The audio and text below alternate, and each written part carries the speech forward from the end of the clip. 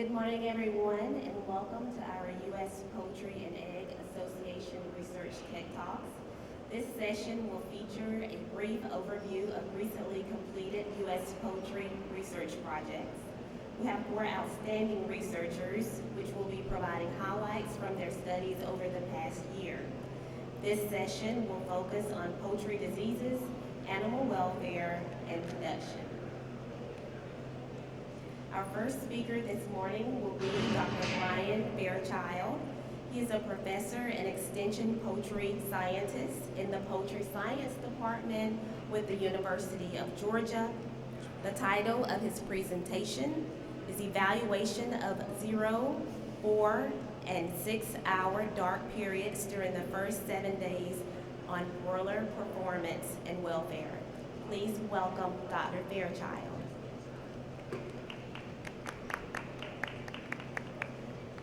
Thank you, Dr. Hurd. Okay.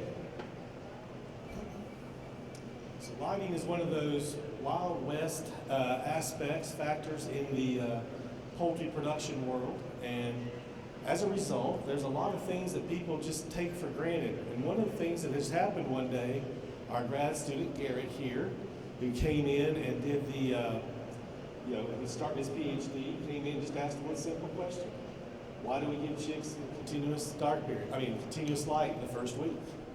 So that led to a little bit of discussion, and we went and I had him dive into the literature, and he looked at different studies that have been done during the brooding period, and there's been all sorts of studies looking at feed formulation, access to feed, time of initial feed intake, water quality, water access, water temperature. All of these things have been looked at. Thermal environment, such as air temperature, floor temperature, drafts and wind speed, and air quality, relative humidity, ammonia, carbon dioxide. But what about lighting? All of these different factors have been looked at pretty intensively, and we started looking in the literature, and we really only found one study that had been done in brooding, but there's been a lot of light studies done. If we take a look at the photo period, again, I'm just listing a couple of the recent publications that have been done on these, but photo period, light intensity, light spectrum, but there's not been any work done just looking at the light period during the brooding period. It was amazing. One study in the 1949 era, they looked at the brooding light period in layer chicks. Everybody else since then had given them a continuous light period for the first 7 days and then started their treatments. So it was a really interesting find when we started diving into literature. The standard practice has always been to give continuous light or near continuous light. Maybe they'll only give 23 hours of light and 1 hour of darkness. Why do producers give these chicks 24 hours of light during brooding? Well, it's assumed that chicks will eat more feed and get chicks off to a better start, thus reducing that 3-4 day starve out mortality and just trying to get that better 7-day performance.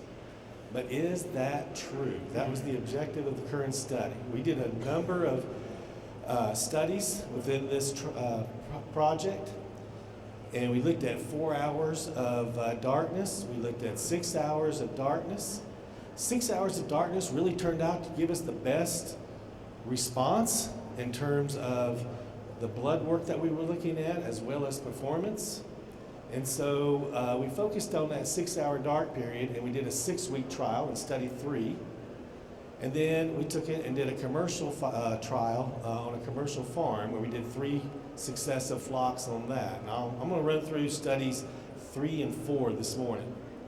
So our experimental design in all these studies was pretty simple. Give the control birds 24 hours of light, give the treatment birds 6 hours of darkness.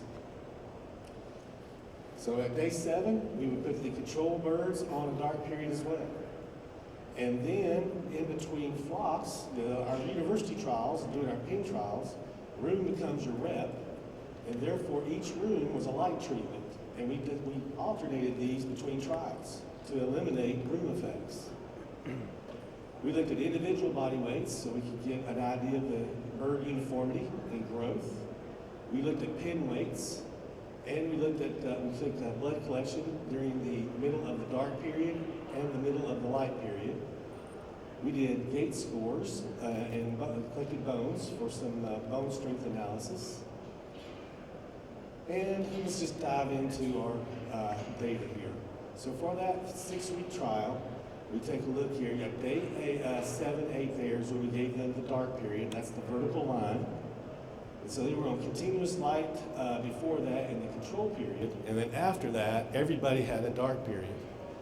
So if we take a look at the body weight data, we see that they were slightly behind, 6 grams behind at day 7.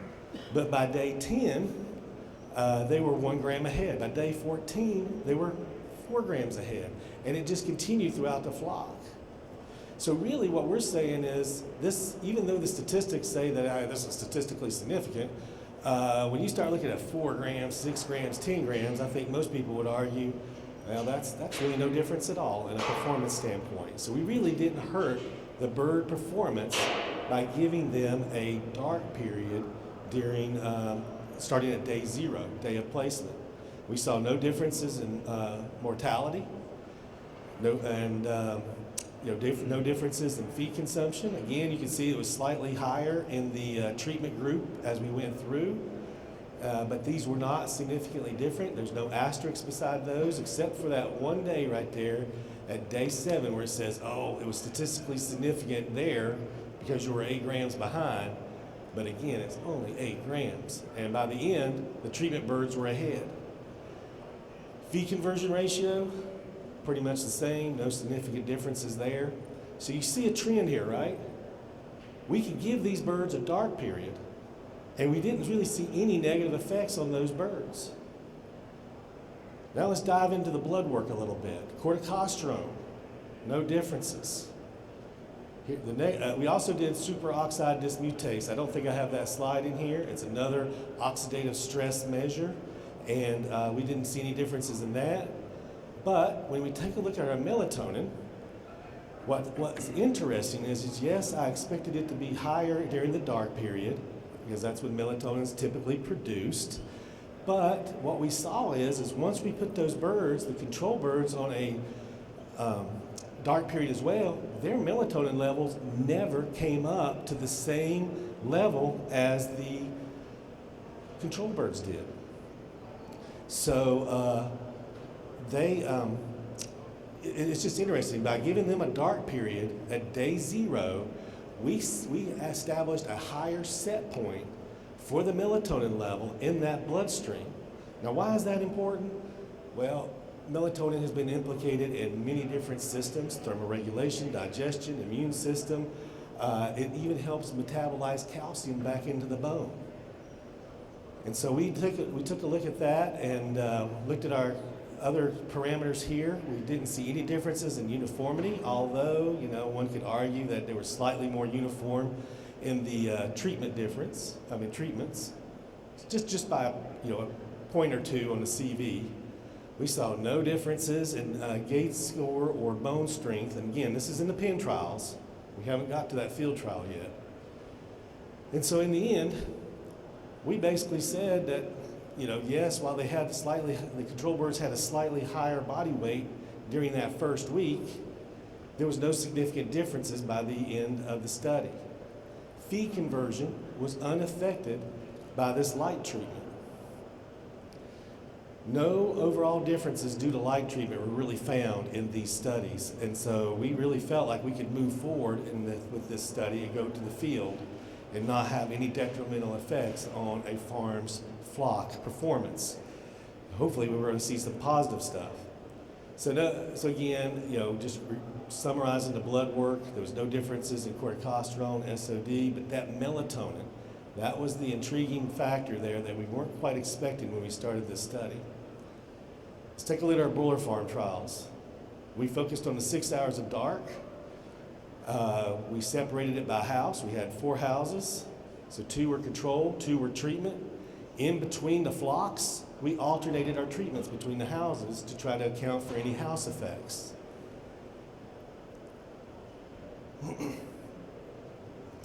Body weight, no differences. Uniformity, no differences.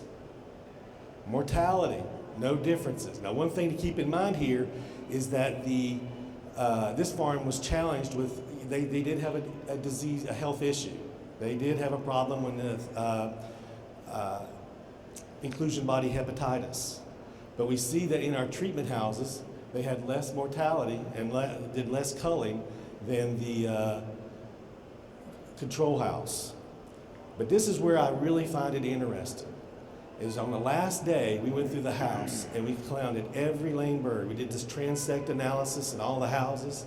We saw this consistently in every flock we did during that particular study, all 3 trials, where the laying birds was lower in our treatment house. Now, obviously there's more work to do on this, but we think that is probably attributed to hopefully that melatonin, maybe slowing them down in that first week and giving them a little bit more of a growth development period to help support that muscle mass. But in conclusion, we're basically comfortable telling people that we can provide these birds with a dark period starting at day 0 with no detrimental effects on bird performance or to date. Now, this has only been done in broilers. I don't know if I'd assume the same things for pullets or layered pullets, but at least from a broiler standpoint, I am very comfortable telling you that we did not see any differences giving those a dark period. Hope to be able to continue doing this. So this is something that we could implement on just about every farm now. And we do have a lot of companies that are looking into this and are implementing and trying this out on a trial basis in some of their facilities. Thank you, and I look forward to some questions if we've got time.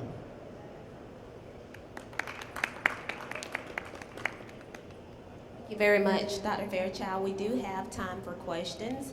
I have a question. Are you able to share with us at what period do you start to see those detrimental effects with providing more than 6 hours of a dark period? Well, I wouldn't say, that's a difficult thing to say because you said giving them more than a dark? More than 6 hours? Okay, well, I wouldn't say that we really had any negative effects from that. It was just a little bit less, there was a little bit faster growth rate and everything, but really what happens is I'll tell you, birds don't like change. And so one of the things that happens when people start changing the light programs, you get them on continuous light, and then you want to take them down to 6 hours of darkness or 4 hours of darkness. Every time you change that schedule, those birds plateau for a day because they didn't know the light was going to change. If you look at it on a continuous basis, those birds start anticipating the lights going off, and they will sit down and stop drinking water and feed about 2 hours. You'll start seeing this tapering off of the feed and water consumption, and then when the lights go off, boom, they all sit down. But every time we change that lighting program, it messes those birds up. So I'm saying that that's one less change. I like a simpler lighting program.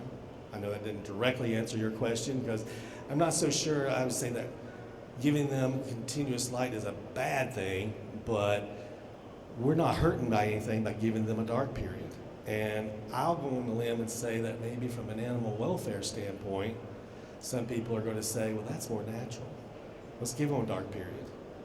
And I'm like, okay, I'm fine with that. Data says it doesn't hurt anything. Let's move forward.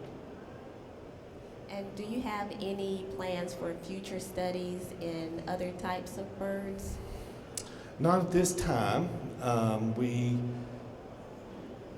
Not at this time. Garrett's moved on. He's graduated. We're looking at other projects at the moment, but you know, I would love to do a little bit more work with this, even in the broilers, because there are some tiny little details, especially on that leg health, that I would love to flesh out a little bit more to understand if this is really something true that we're seeing, or was it just because that was just one farm, 3 flocks, yes, that covers about what, maybe 5 months, 6 months of the year roughly, because they were raising a 50-day bird. But I think there's some questions there that I'd really love to see this done. But like I said, I've been really pleased by the response from the companies. They've heard me give this presentation at some other meetings, and several of them are implementing this and giving it a shot on some of their farms. So it'll be interesting to see what kind of feedback we get from them as well. Excellent. Do we have any other questions from the audience? Thank you. I found the melatonin data was quite interesting and proved your hypothesis, like, giving the dark period and stuff. So I'm not sure if I missed it. In your farm trials also you looked at the melatonin levels? No, we did not. When I go to the farm level, at least in this particular study, we don't like to be too invasive on that grower, disturb the birds too much. And I definitely don't like, sacrificing birds if I don't need it. So do I regret not doing that maybe one more time? Yes. But we did not measure the melatonin or the corticosterone on that flock, on that commercial trial. And that takes me to the in-house studies that you did. You did see the melatonin changes. Did you also look at the differential blood counts? And I'm hinting at mainly the immune cells. We did not. We did not. It was mostly just focused on those three blood parameters that we were looking at. That was the melatonin, the corticosterone, and the SOD, the superoxide dismutase. Yeah. I think that's something that you might want to consider in the future. I agree totally. I think it would be a nice thing to look at the the red blood cell, the white blood cell counts, lymphocytes. I think it'd be really interesting to look to see how that affects it, because we do know that rest and we know melatonin does have an impact on that.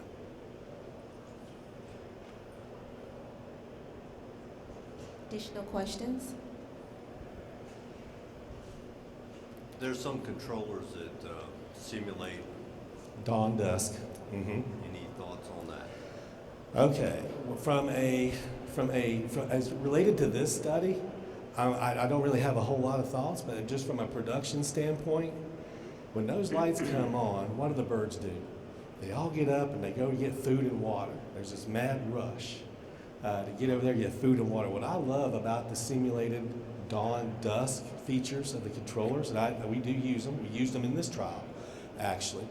And what I like about that is as those lights gradually increase, you don't see all the birds get up and rush to feeders and drinkers. So there's not this big demand on those two systems right away. And so I think from maybe, again, I don't have any data to back this up, but maybe we could measure stress in that situation one day to see if we could pick up differences between just flipping the lights on versus gradually increasing that light intensity and then gradually decreasing it. I just think there might be some interesting benefits there, but I don't know anybody, I'm not aware of anybody that has actually done the research on that to look into that from a more thorough scientific study of it. So you're getting a lot of Brian's opinion on that. You're the one up there. But I do think it's a good thing, is having that simulated dawn dusk, because like I said, I think it slows that demand on that water, and they're not going to get as much rushing for the feed, hopefully reduce scratching and that sort of thing. Okay, do we have any additional questions for Dr. Fairchild? Okay, if not, we would like to thank you, Dr. Fairchild, for sharing your findings with us. It sounds like you've gotten some interesting feedback from the audience, potentially for some follow-up studies.